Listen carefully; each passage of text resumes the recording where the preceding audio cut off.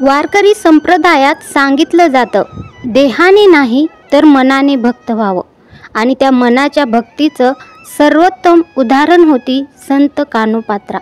मी तुम्हाला आज एका अशा स्त्रीची गोष्ट सांगणार आहे, जिला समाजाने वैश्या म्हटलं, पण विठ्ठलाने संत केलं. ही गोष्ट आहे संत कानोपात्रेची, एका अनाथ, अपमानित पण देवावर अनंत प्रेम करणाऱ्या तिच्या भक्तीची. तिचं सौंदर्य राजा जिंकू शकला नाही, पण तिची भक्ती विठ्ठलालाही थांबवून गेली.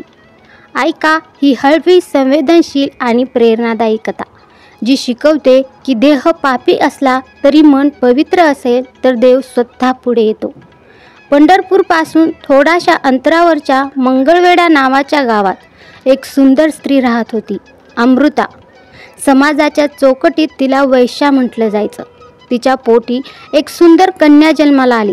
तिचं नाव ठेवलं कानोपात्रा. तिच्या जन्माच्या वेळीच तिच्या आईचा मृत्यू झाला. वडिलांनी तिला वाढवलं, पण गरिबी आणि जगाची नजर यांच्यात वडिलांचं मन गुदमरत होतं. ती मोठी होत गेली आणि तिचं सौंदर्य संपूर्ण नगरात चर्चेचा विषय बनलं.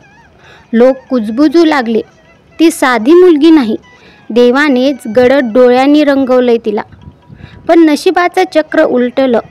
काही वर्षांनी तिचे वडील गेले आणि समाजाने तिला एका नाचण्या गाण्याच्या घरात विकून दिलं. त्या दिवसापासून तिचं आयुष्य वैश्या या नावाने ओळखलं जाऊ लागलं. त्या महालात झगमगाट होता, पण तिच्या डोळ्यात अंधार होता. सकाळी सूर्योदय पाहून ती म्हणायची, हा प्रकाश मला का नाही स्पर्श करत विठ्ठला. रात्री तिला नाचायला लागायचं, पण तिच्या ओठांवर नेहमी विठ्ठलाचं नाव असायचं. माझ्या पायात या समाजाने घुंगरू बांधले, पण माझ्या मनात तर तुझंच नाव आहे विठ्ठला. एक दिवस ती गावातील विठ्ठलाच्या मंदिरात जात होती. ती मंदिराच्या अंगणात गेली तेव्हा गावकऱ्यांनी तिला अपवित्र स्त्री म्हणून हाकलून दिलं. ती रडत रडत परत आली आणि तेथील देवघरात गेली. तिच्यासमोर विठ्ठलाची एक जुनी प्रतिमा होती. तिने त्या प्रतिमेसमोर हात जोडले आणि डोळे पुसले आणि म्हणाली, विठ्ठला, सगळे म्हणतात की मी पापी आहे, पण तू सांग, माझं मनात जर तू आहे, तुझी भक्ती आहे, तर मी पापी कशी? या जगात माझं कोणीच नाही. विठ्ठला, माझा फक्त तू आहेस आणि तुझी भक्ती आहे. त्या रात्रीपासून ती विठ्ठलाशी रोज बोलू लागली, जणू काही दोन जुने मित्र बोलत असतात तसं. आणि ती नेहमी विठ्ठलाला म्हणायची, तू देव आहेस आणि मी तुझ्या चरणाची धूळ, पण तू माझं मन ऐकतोस ना विठ्ठला. मला फक्त तुझ्या चरणात विसावायचं आहे. आणि एक दिवस तिच्या सौंदर्याची बातमी भोगवतीच्या राजाला कळाली. राजाने दूत पाठवला आणि त्या दूताला सांगितलं, तिला राजवाड्यात आणा, ती माझी होईल. दूत राजाचा समाचार घेऊन आला तेव्हा कानोपात्रा घाबरली नाही.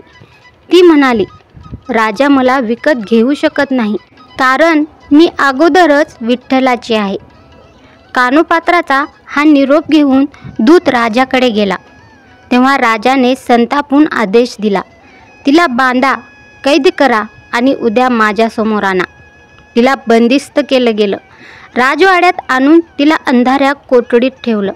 तेव्हा रात्रभर ती अंधाऱ्या कोठडीत बसून विठ्ठलाचं नाम घेत राहिली.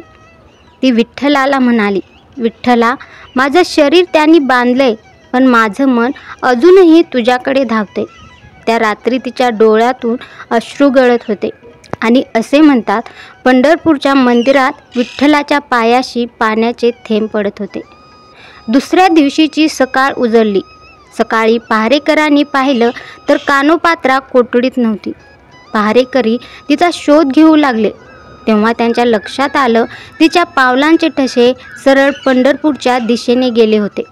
ती नंगे पायी धावत गेली, धुळीत माखत आणि रडत रडत विठ्ठलाला म्हणाली, विठ्ठला, ये ना, माझ्या पायात रक्त आलंय, आता तूच मला सोडवू शकतोस. असं म्हणतात तेव्हा पंढरपूरच्या वेशीवर विठ्ठल स्वतः प्रकट झाले. काळा, सुंदर, करुणामय विठ्ठल. आणि कानोपात्राला म्हणाले, कानोपात्रे, तू माझी खरी भक्त आहेस, तुझी खरी भक्ती आहे. लोक तुला वैश्या म्हणाले, पण मी तुला संत म्हणतो. तेव्हा ती विठ्ठलाच्या चरणी कोसळली आणि हसत म्हणाली, विठ्ठला, आता मी तुला पाहिलं आता मला काही नको, आता तुझ्या चरणात विसावते. आणि तिथेच तिचा प्राण निघून गेला. त्या जागेवर आजही संत कानोपात्रा समाधी मंदिर आहे.